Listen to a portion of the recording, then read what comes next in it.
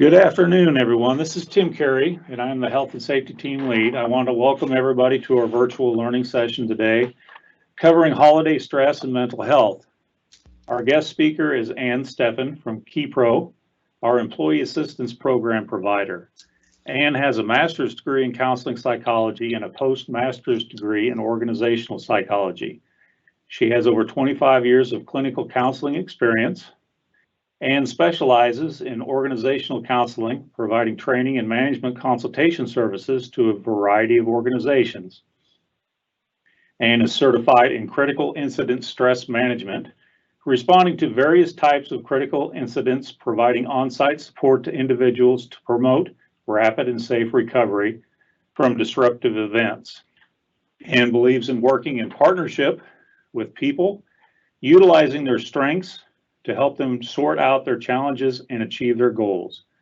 She also realizes how important it is to identify all aspects of an individual's life that impact their well-being, including their physical health, support systems, be family and friends, work or school environment, and faith and spirituality in this process.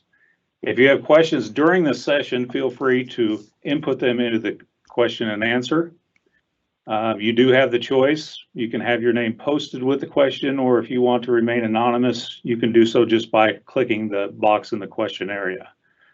We will be recording this live session, so you will have the ability to access the information at a later time. Once we have it posted on our site, we'll send out a link for easy access. I will turn the session over to Ann now to give us her presentation. Thank you. Good morning, everyone. Thanks for joining. As you can tell, the title is How to Enjoy the Holidays and Minimize Holiday Stress. My hope is that I can provide you some strategies, realistic strategies that you can utilize and your family can to help sort of minimize and manage stress. So holidays tend to bring stress on us in normal situations, but now that we're heading into the holidays, it makes sense that we're all struggling sort of to make plans that are appropriate for the pandemic. I'm hoping to sort of help you discuss or figure out how everyone can celebrate when you can't be together as usual. How do we have conversations about difference of opinions around what's safe and what's not safe? You know, how do we deal with possibly even more disappointment and frustration? How do we help our family and kids deal with maybe the sadness or isolation that we feel because of the pandemic? So I can't tell you what the right choice or safe choice is for your family, but I certainly hope to provide you some tips that will make the best of your holidays during this pandemic situation.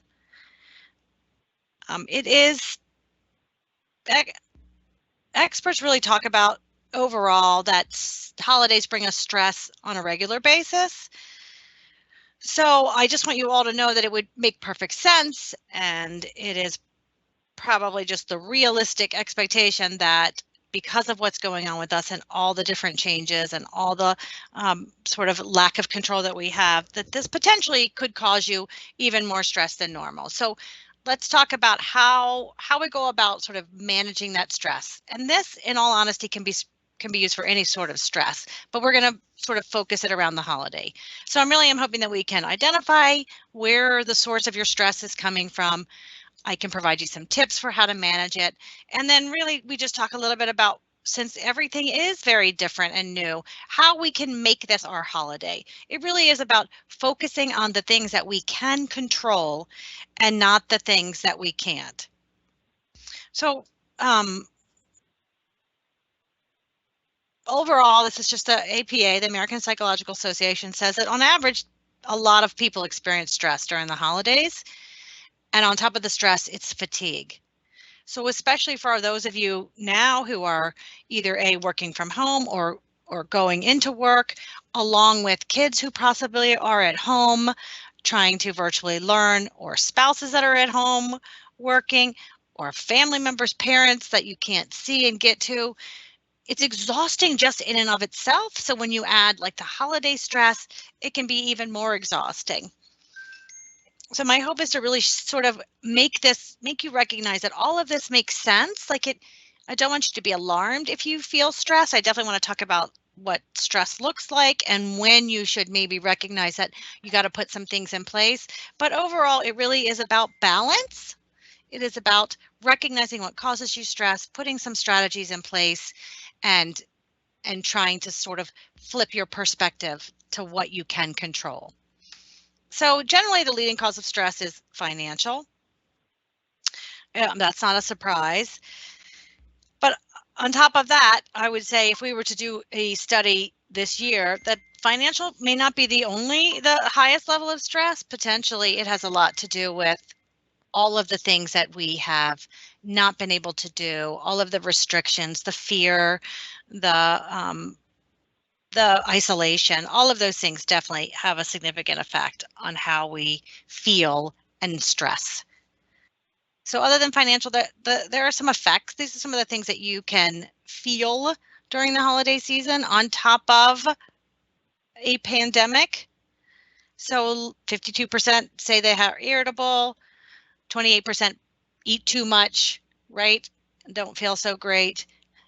That might be a little different now because people aren't bringing cookies maybe necessarily in, or candy or things like that. So that may not be the same. Sadness, some people are very sad. They may have certain expectations. They may remember someone they've lost during the holidays, and it potentially can create some sad feelings. Anger and loneliness. So all of these are normal feelings that are pretty negative, that can induce stress, can be caused by stress, but also overall are things that I want to suggest that you really try to recognize when you have some of these feelings, so that you are able to keep it in check and therefore put some strategies in place to manage it. So overall, we have feelings like this on a regular basis, depending on what our day is like, but ultimately we can't control the things that happen around us or how other people behave, but what we are able to control is how we allow those things to impact us, how we perceive things. And that is around self-talk. So we say things to ourselves like, all right, this isn't working. You can say, this isn't working. I should just quit. Everything stinks. I'm not even going to try anymore. So that's one perspective and one way of managing something, but it's very negative. It doesn't really get you anywhere. It sort of keeps you stuck. So another way would be like, this doesn't work. I wonder if anyone has any suggestions, reaching out to the team and asking questions, reaching out to a supervisor and asking questions, taking a step back, taking a deep breath and saying, okay, I'm going to come at this differently. So overall, the goal is to recognize any of these sort of negative experiences you're having that may be caused by the pandemic and stress and holiday on top of it, and to really take a look at what you're doing to manage it. Are you just sort of rolling and having it snowball into those negative thoughts? Or are you trying to say, hold on a second, let's talk about what I can do and focus on that? So overall, the holiday season, so more people are inclined to feel an increase in their stress. I want you to take a minute just to think about where you think most of your holiday stress comes from. So right now, if you're feeling stressed, or earlier in the week or next week, really try to have some awareness of where it comes from. Is it coming from yourself? Do you set yourself up like, I have to have presents for everyone and everything has to be wrapped beautifully? Does it come from your family expectation, friends? Is it trying to balance work and family? Is it financial? Because once you have an awareness of really where it comes from, you're much more able to prepare. So I call it bubble wrapping yourself. So you're much more able to sort of put things in place proactively, so that when that stressful event happens, you're a little better, you're in better shape to handle it. And also you can recognize that this is how you're feeling and this is why, and then you can address it through strategies that I'm going to talk about. So there are lots of sources of stress: internal stress, external stress, and then obviously our pandemic stress. So internal stressors come from our emotions, what it is that how we see ourselves, how we feel about what's happening, sort of even our expectations on ourselves that we put on ourselves. External stress can come from the demands, like if you have something to plan, if you have to travel, if you have to go shopping. And if you add that on top of your regular responsibilities, it's really hard to keep up. So that recognize that if that's what you're doing, putting too much on your plate, have a huge to-do list, that stress is coming from the outside, and come up with strategies that you can utilize to sort of minimize that. And then, of course, the pandemic issues. How can we be with our family? We really want to be with our family. I am hearing over and over and over again from people just the pure fatigue of being isolated and not being able to see your family or not being able to do things like we normally did. So again, perfectly normal, makes sense. However, getting stuck in that kind of thought process of, well, it's not going to be the same, well, we can't do this and we can't do that, really does nothing for us other than keep us stuck. So I encourage you to recognize when that's sort of your thinking and flip it so that you can think of another way to think about that is, okay, things are going to be different. Maybe we try this. Maybe we set something up that's different this time. I'm going to talk more about that in detail, but really try to think of the things that you can do as opposed to the things that you can't do. Because when we think about the things we can do, we are still moving in that forward direction. It gives us hope, as opposed to just the negative and getting stuck, which in it is just going to increase your stress level. So these are just more samples or examples of internal stress. Really, any anxiety they have about getting people together or not getting to see people, any unrealistic expectations, ghosts from the past, things that you have happened prior that you're worried about happening again. That's your internal stress. The external is what we talked about, the demand on the schedules, the difference in family situations, and then pandemic, which we talked about. I like the technology challenges. I don't know about you guys, but when you're working with children who are at home and you have to be both an employee, so you have to do your job, plus not to mention you have to be a parent, and then sometimes you have to be IT because they can't get on their Zoom or they can't get something to work. It is a lot of stress just in and of itself. So again, perfectly normal, makes sense. It's just about recognizing when some of these challenges or this level of stress really affects you in a negative way, and that's bothering you. That is when I would say you need to really take a look at it, and let's put some things in place proactively and reactively so that you can manage the stress, because can't stop this stuff from happening, but we can figure out how we can get through it to the best of our ability, right? Because this year has taught us so much about what we truly value and need, right? There's just been so many things that we can't control, and we really have had to sort of let go of that control over this pandemic. So these are some of my suggestions on ways that you can lessen the pandemic part of the stress. Just suggestions on things that you can do to feel like you're connected, to hopefully help with any isolation that you feel. So I'm sure you're obviously familiar with Teams and Zoom. You can potentially do that with family members. You can reach out to people maybe that you don't normally talk to and just sort of make that connection. There's some significant research around being able to see someone's face on Zoom as opposed to text or calling them, that it really does, we really do feel the value when someone smiles at us or you can see their eyes are brighter. It really can affect our emotions and our mood. So I encourage you all to try these things, come up with fun things to do, like a holiday mask contest, have everyone pick their favorite song and create like a Christmas dinner playlist or Christmas Eve or New Year's Eve where the whole family is doing it together. You can do a sing along. You can do Christmas caroling. You can do those things via Zoom or other platforms. It's different, but that doesn't necessarily mean it's bad. It's different, and it can actually start new traditions if that's what you want. But that certainly is a way for everyone to come together and for you to feel like you're connecting with others. It's a great time to be creative and do a little bit of pre-planning. But there are so many different things we can do that I think are different and that we can do to connect to each other, if that makes sense, hopefully. So the biggest piece of holiday stress is like waiting.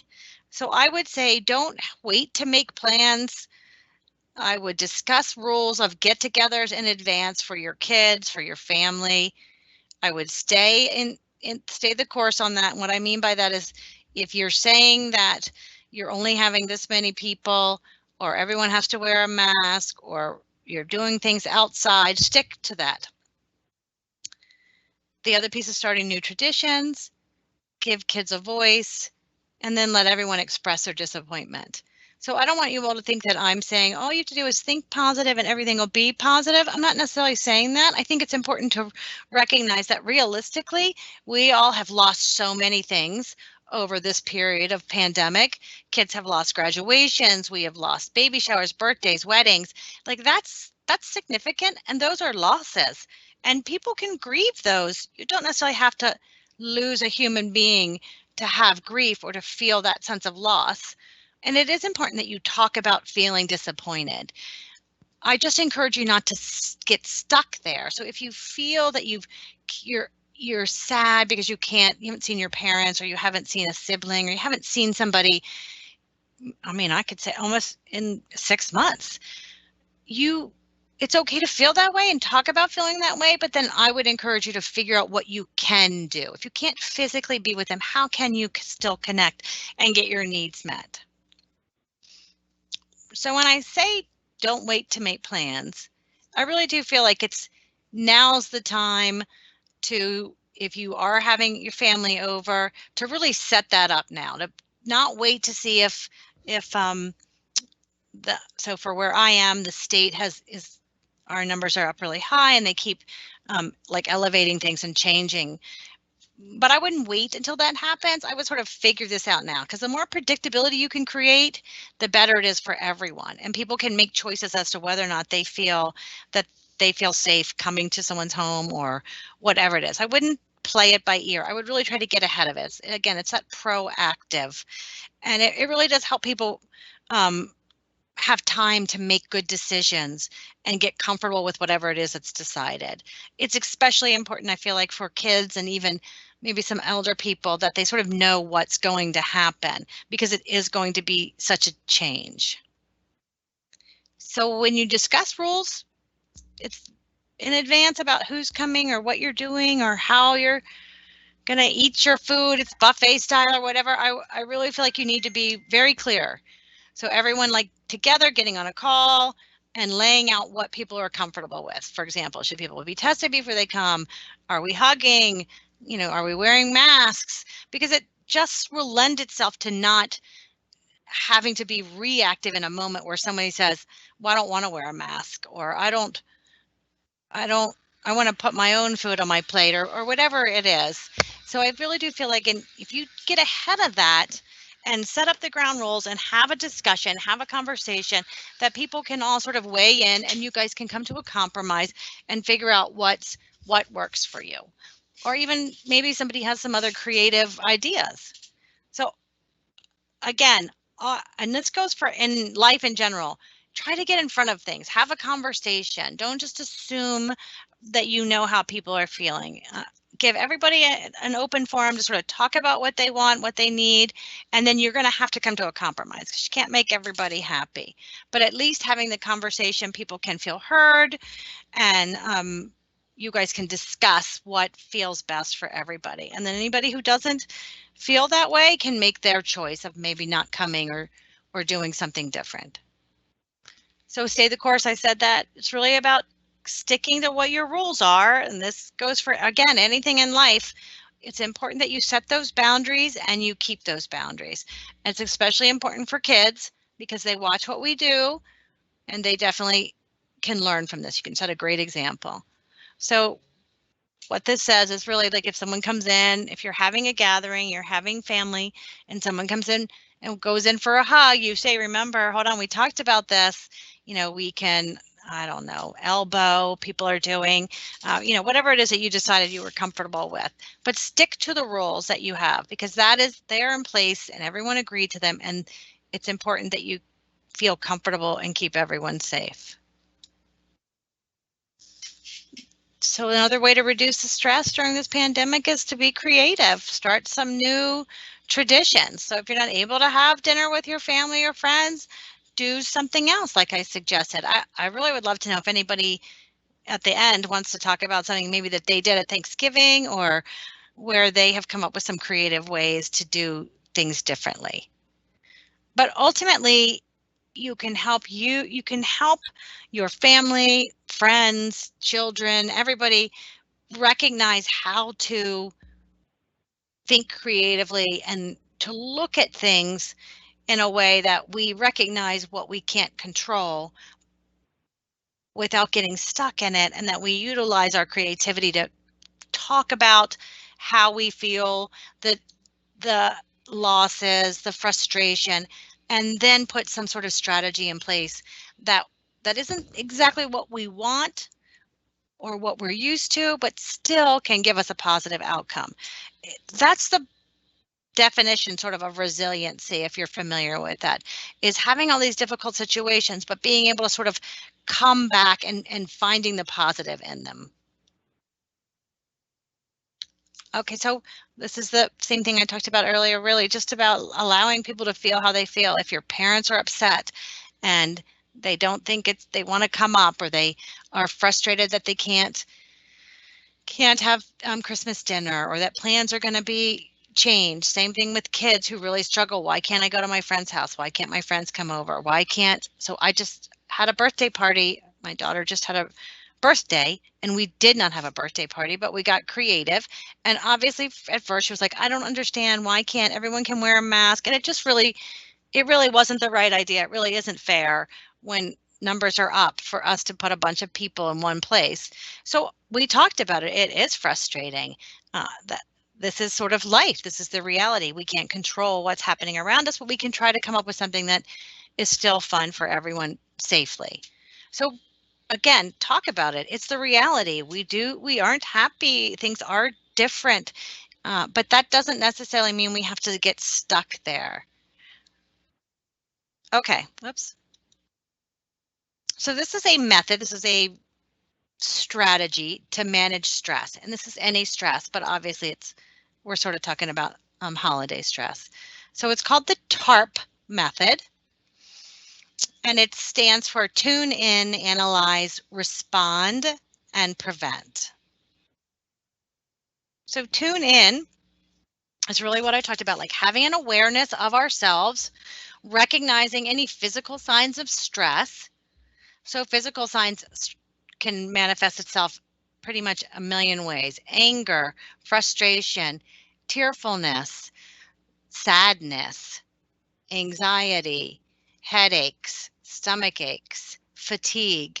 So recognize and have that awareness of yourself and that you're feeling that. And and examine your behavior for signs of stress. If you can tell that you're short with your coworkers, or you're making mistakes on your work, to really just, again, have that awareness of you and how you're reacting to whatever the situation is. Think about your emotions, think about how you feel, scan your thoughts and your patterns of thinking. And that's when I talked about listen to the things that we say to ourselves. I don't want anyone to think that there's something wrong if you have conversations with yourself, because we all do. And it's called self-talk. And we really, for the most part, are our own worst enemies. So really having this awareness of tuning in, recognizing any physical changes, something that's different, any behavior changes, again, something out of the norm. Think about how you're feeling, and then think about what you're doing. Like, how are you talking to yourself? What is it that you're saying? Analyze. So after identifying and looking at all those things, of the first four things, you want to start figuring out what you can do to combat it. What is it that I can do, right? Just a little bit of analyzing. We really want to try to figure out if our stress is coming from inside, outside. Am I worrying about this? Is it finances? And the key really to analyzing your stress is going to be trying to analyze it like you were talking about someone else's stress so that you can stay as objective as you can. So one example is, so let's say you're worried about making sure that everyone has the same amount of gifts, or that you give more than somebody else, which some people do. You need to analyze that, take a look at that, and figure out that's coming from you. Like, why is that so important? And maybe I can't do that this year. So how am I going to let go of that stress? So one of those ways to combat it might be something, again, creative, like a white elephant, where you change gifts. Everyone spends a certain amount of money, and they're all, you do the, the stealing from one another or whatever. Just come up with something that is going to help you not have that level of stress. So some sort of behavior, some sort of strategy. So we really can avoid some of these things by being creative and changing things up. Taking a more positive outlook, right? And not sort of getting caught up in going down that rabbit hole of what the worst thing that's going to happen is, like focusing on the negative. Respond. When you are feeling, let's say you're really feeling stressed and anxious, and you can tell your heart is racing, you're sweating, you don't want to get out of bed. There are definitely some quick things that you can do relaxation wise to help you. You can take 3 minutes, and I'll give you an example of one. This is mindfulness, which is about being in the moment, which causes us not to sort of really ruminate over things that we can't control. So in the moment, you are going to focus on, let's say you're eating something, you're sitting down and having lunch. You take just a minute or two to look at your food, to smell what you're eating, and then to really focus on what you're tasting. I taste salt, I taste pepper, I taste a spice. And what that does is sort of slows us down and keeps us right in that moment, if that makes sense. And you can do that anywhere. It's really just about taking a few minutes, taking a couple deep breaths, gathering ourselves, and then moving forward. And that does help relieve stress. And then again, proactiveness, preventing ourselves, or I don't know if I love the word preventing. I sort of see it as we are building our strength so that whatever does come at us, we're able to manage it. So that's about exercise, eating healthy, sleeping the best that we can, and avoiding using alcohol or any drugs to sort of manage our feelings. That doesn't mean you can have a glass of wine. I'm not in any way suggesting that. But if you find that that's the only way you can calm down or go to sleep at night, then I think we need to take a look at that and put some other things in place. And when I say exercise, that can be 5 minutes, 10 minutes walking around your house. It really is just taking a moment to kick up those endorphins and make ourselves feel better. The eating right, again, if you are someone who likes desserts or likes ice cream, that's great. I'm not in any way suggesting you don't have it. But if you're someone who eats it and then gets really upset with yourself because you don't feel good, take a look at that and try to put some other healthy things in place. I'm just really trying to emphasize that we have some power to sort of change some of these things and not sort of feel like it's just autopilot. All right, I know I am out of time. Manage your expectations.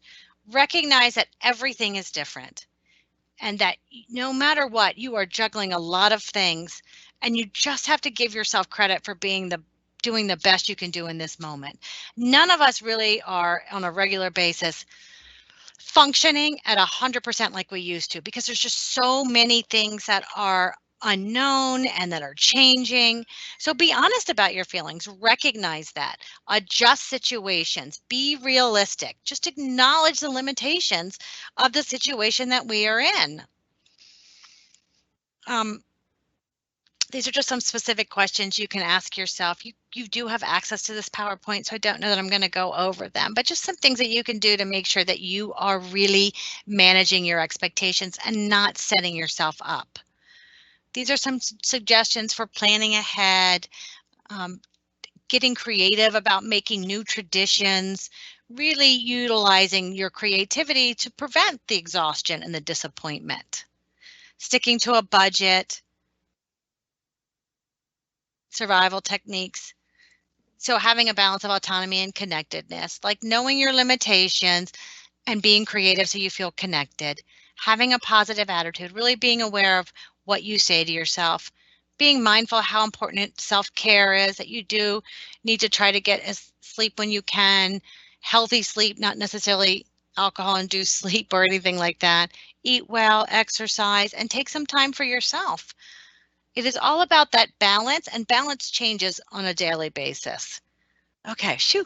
So the other piece of this is that you all have access to KEPRO's Employee Assistance Program. This program's available to you and your family members, so your children, your spouse. It's completely confidential. Nothing gets reported back to the state other than we had 25 people call. Some called for anxiety, some called for legal issues. That's really the only way we report information. It's available 24 hours a day, 7 days a week, 365 days a year. Everyone who answers the phone is a clinician. They're all licensed counselors. You get up to 3 sessions to go and see a counselor, or nowadays it may be virtual, which is again very confidential, but it could be a Zoom, sort of a Zoom call. It's not exactly what it is, but you have that.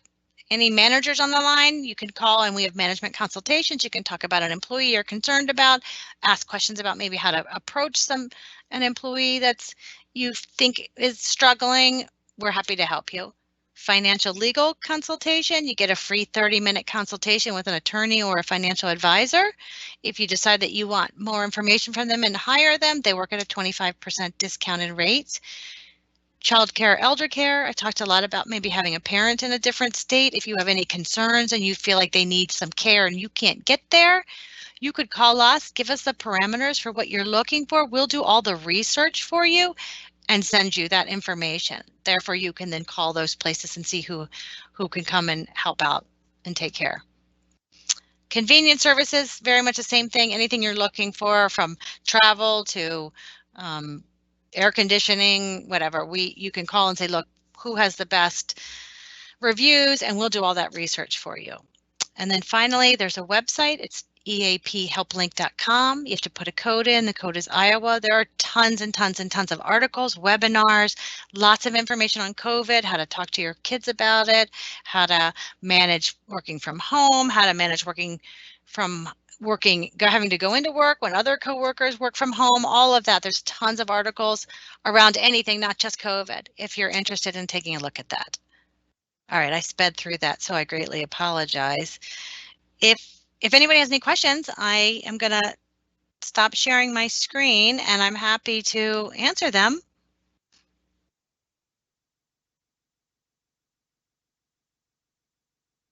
Well, Ann, thanks for that information. Yeah, sorry, I had to speed through it.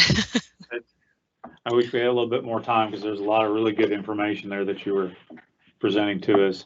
Remember, if you do have questions, go to the Q&A box and you can go ahead and put those questions in now. And you can do it anonymously if you'd like to. Just for your information, Ann, we did have one person send in a comment of what they do on the holiday, and it says, my family does Zoom calls. Oh, I love it.